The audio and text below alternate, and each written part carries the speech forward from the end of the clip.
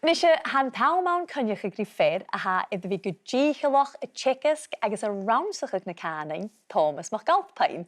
Fal ti speak Gaelic a homish, nis hoc tusa urrainn agos urrainn agos cymrach yr iolus ma ha urrainn yn tosioch?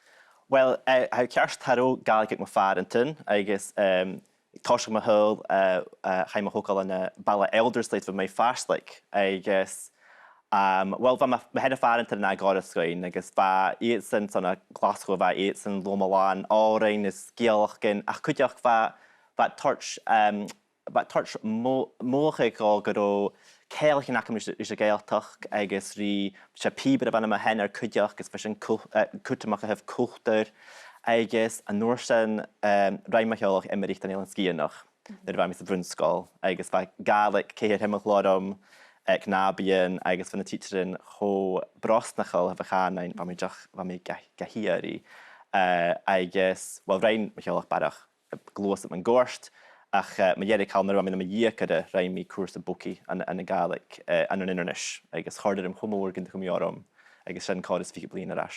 Farach iddyn nhw i hacad ys a chan yn haes gyfel wy fôr hacad awn yn eachtri agos cwlter hoesialt yn y Gaelic. Yn eisiau gein becan fyny sy'n?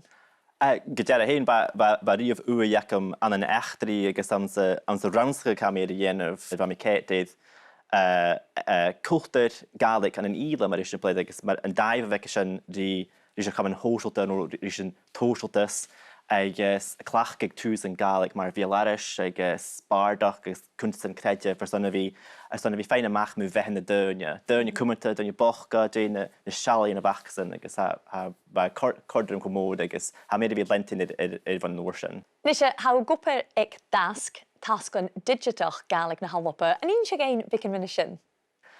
Se an y dasg no dach eir sy'n storys na Gaelic. Se ha larach lín ac ein agos sy'n crwch a gyrus yn syr yn asgu mynd na Gaelic, Gaelisteach corpus na Gaelic. Agos se han na se crwniachig eifisach môr de hexig yn Gaelic. Agos bi lwch raunsgi clachgig sy'n, agos bi skipper fachl na Gaelic clachgig sy'n, ors yna bi a fi raunsgi gachanain, agos mae'r ha gwprchig, mae'r ha abersyn sy'n cheile, agos sy'n fel mi gwpydd.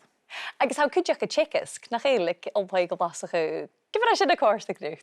Ha cordr yn glan, ha mi checasg clasich yn litrichish, an y rosg yn neiflin diag, agos bardach, siawn bardach, agos haidach hwyl y turys, get ha mi iolach yn y text yn am i coni ffainwyd gynwyd ha et yr ialachta, agos mae'r ha canan agos echtyd sy'n codlan yn litrichis yn y cordrym. Ha dim y gilcha na Gaelic? Ha, gyda'r hi.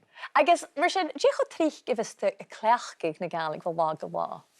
Bi mysio clachgig Gaelic hwyl la. Ha Gaelic ag MacAilpein, ha sy'n tŵgol ar gys chloniag le Gaelic, gwpr le Gaelic.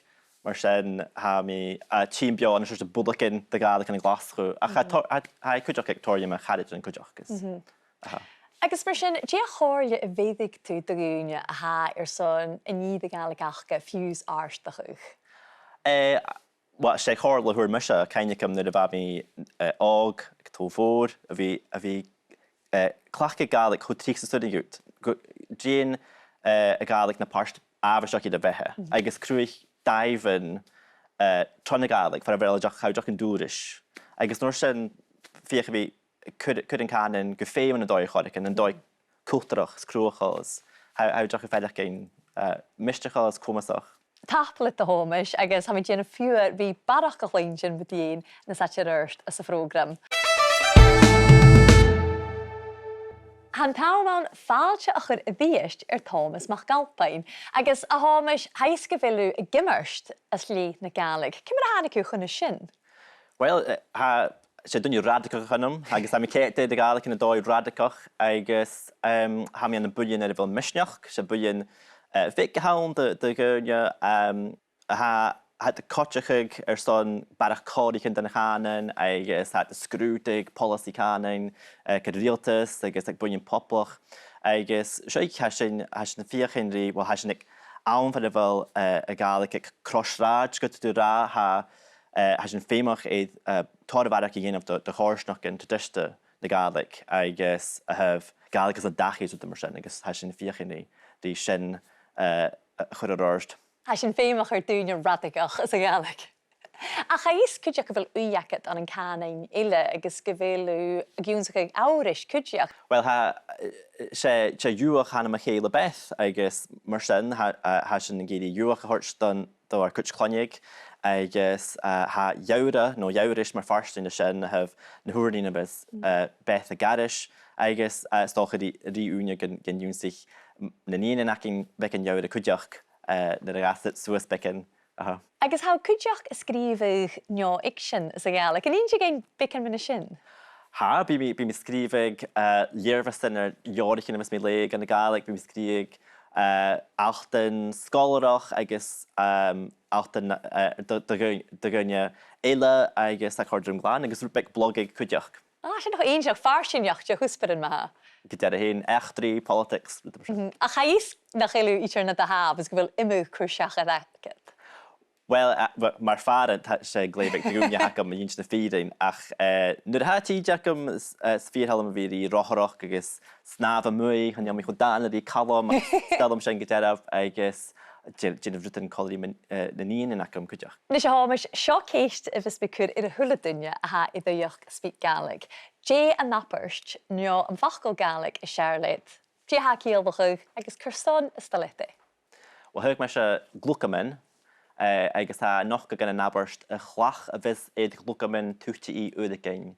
Agos hyg mae eisiau stelom ffwy mynd achgal, agos ha caren y ffedacyn glwysit, agos ans naberst a becyd y glychgus yn y rawn bec. Agos yr eich o'ch twyc dŵn y je hawn yn glwcamen, y mínig yw sy'n gyn? Ha cielach rydych yn ha cwcoloch nio mi hesafach, mae ha clach mi hesafach tŵti uideachaidh. Wel, mil a ta'n gyhomes fa na chlach brin rwt agos y gymau hyd leit lys o hwle prosiect as y filw yn sas.